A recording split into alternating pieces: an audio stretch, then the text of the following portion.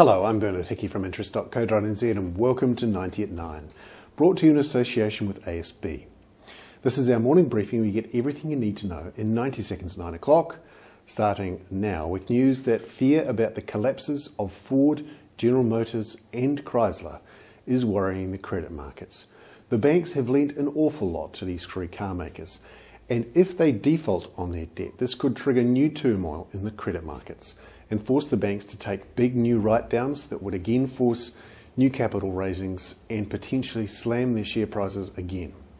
Now, there is talk that in the Senate of the US Congress there's been a bipartisan deal to give some of these car makers some money, but there's a lot of uncertainty about whether it'll get through because they're in a lame duck session that actually ends tomorrow.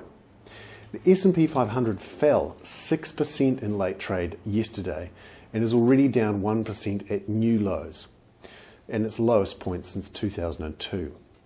Meanwhile, Citigroup, the world's largest bank by assets, certainly not by market capitalisation anymore, fell again overnight, and there are fears growing that it may not survive through the credit crunch.